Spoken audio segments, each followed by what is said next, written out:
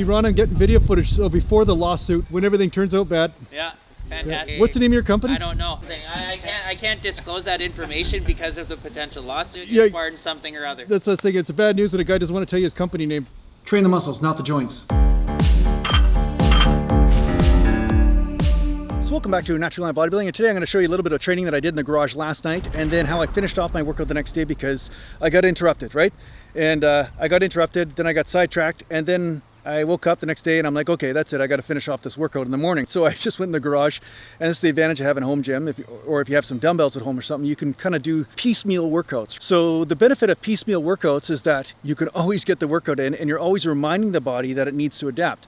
It doesn't mean that you have to do huge amounts of volume. It doesn't mean you have to always be in the gym, but sometimes you can just kind of get pieces of it done if you don't have that hour and a half in your day in one block of time to actually accomplish your workout. You can do 15-minute workout here, 15-minute workout there. So I do highly recommend, if you are serious about bodybuilding or fitness, to have a set of dumbbells or something simple at home that you can just do little pump workouts with or do smaller body parts with. You could even lay on the ground and do some skull crushers, and that works great. I mean, you could do some good tricep work at home. You can do close grip push-ups. You can do some bicep work, and you can also do a little bit of shoulder work. You can do handstand push-ups. You can do lateral raises with dumbbells. You can do just simple stuff, rotator cuff stuff like I'm doing right here in the garage. I'm laying on a bench, but you could do that by laying on the ground as well. So that aside, somebody commented a few videos ago and said, Jason, it looks like you put on 10 pounds in 2 days or whatever. What happened, right?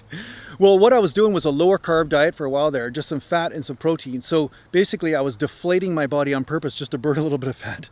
But ultimately, I decided to go with cooling foods. There is a balancing effect of certain foods and stuff, and some are cooling, some are more heating. And I find the high-fat, high-protein diet is a little bit heating for the body. So sometimes it'll cause more skin issues, or maybe you'll be itchy or hot all the time. And if that's happening, then you need to cool down the body with cooling foods. And chicken and fish is more cooling, rice and carbs, you know, that kind of stuff. So anyway, I rebalanced my diet out. I started loading up brown rice, these vegan protein bars. I still eat these here and there, protein powder, and large amounts of chicken and fish. Really, that's what I'm doing for my diet right now. So these are the protein bars I get. I'm not endorsed by them, but anyway, these are like whole protein bars. So I don't even know if that's in focus or not, but I'll do a B-roll shot if it isn't. But yeah, they have about 10 grams of fat. So it's not like they have a low amount of fat. They get 4 grams of saturated, 37 grams of carbs, and 15 grams of protein. But something like this sometimes help me make sure that I'm getting something to eat rather than letting my body get catabolic, say I don't have access to food or something. So I've probably been eating too many of these lately, but yeah, it's an idea for you anyway. I've pumped up the body again, right? So it seems like my body's now balanced out and it's carved up. So that's why you put on weight. You put on weight immediately and you lose weight immediately. As soon as you go on a low carb diet, especially if it's lower fat, you're going to lose weight real fast. And this is the thing I always talk to people about, is bodybuilding is about nourishment. And if you are too aggressive with cutting out foods and stuff, you're going to lose some muscle too.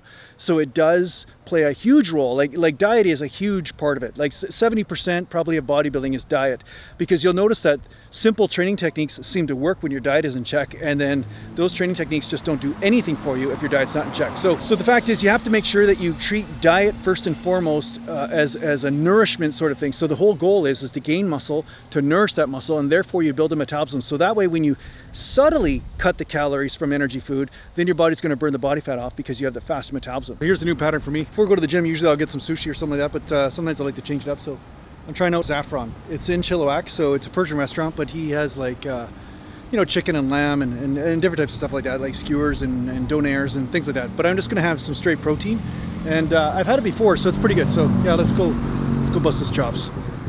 Let's go see if how much tolerance he has to have me in his store. I usually get kicked out of the butcher shop, so I'm thinking I don't know how long it'll be before I get kicked out of this place.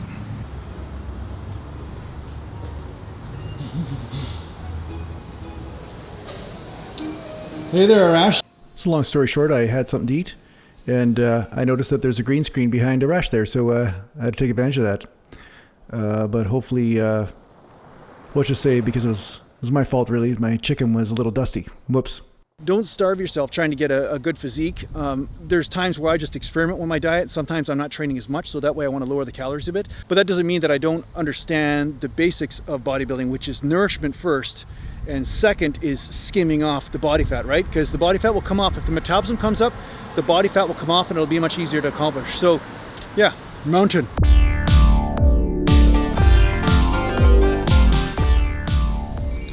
So first things first, I started with some shoulders, just doing some external rotator cuff exercises, and I've been doing that a lot lately.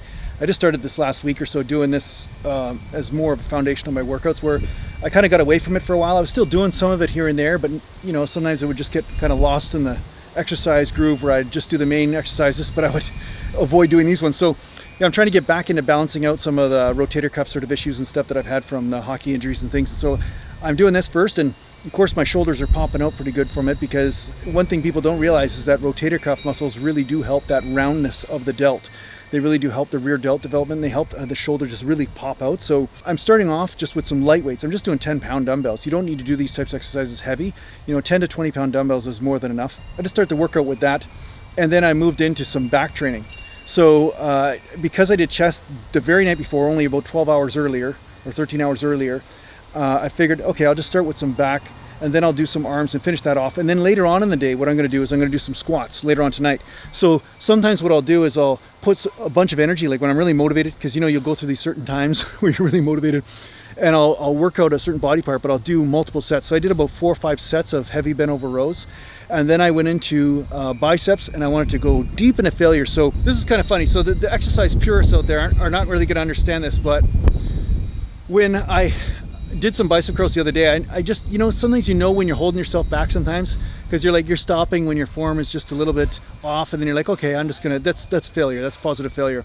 But with biceps, the funny thing is sometimes if you just swing a little bit, or if you just deviate from proper form just a little bit, you can go way deeper into failure, and your arms start to blow up from it. So the bottom line is that if you stick to strict form, like I said in a few videos ago, too much, so it can actually hold you back.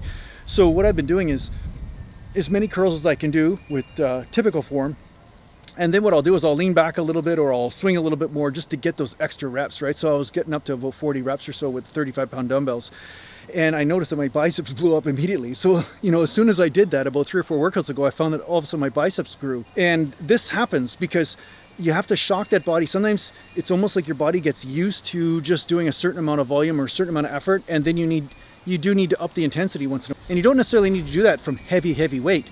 Sometimes you can just do this just from pushing deeper into those reps and not quitting quite so early, you know, because a lot of us, you know, sometimes you get lazy, right? You're doing 30 or 40 reps, getting it burned in the shoulders, say from doing lateral raises, then all of a sudden you're like, I'll just put them down. Meanwhile, you know damn well that you got another 20 reps in you, but you just kind of put them down too early.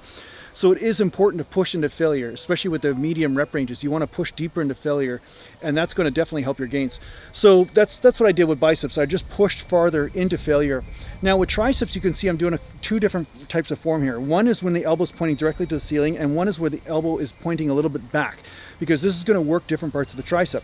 Obviously, you're going to stretch the long head of the tricep when the elbow starts to travel more towards the forehead, right? This is going to work the long head of the tricep. And then when you're here, you're going to work the long head still, but you're going to work a little bit more of the maybe medial head, and possibly the outer head as well. So that's why I change up my form here and there. I go to failure on both types of form when I'm doing the skull crusher. So even though it's one exercise, there's really 2 exercises there depending on how you do it. So yeah, I just finished off my workout with that. Then I'm going to give myself a rest, have something to eat, hang out, whatever, maybe have a nap later on, who knows. And then I'm going to do some legs in the garage. Now, the neat part about this is that it's going to be a small workout. I'll just do 3 or 4 sets of legs. I don't need to do a big workout, but it's going to be easier to get motivated for. It's going to be a lot more easy psychologically to get in that gym, because you know you don't have too much volume to accomplish, right? So I hope this helps you out in your training. Thanks a lot for watching, and if you need to get hold of me, just go to naturalgallantbodybuilding.com, and thanks to the patron supporters, and take care for now.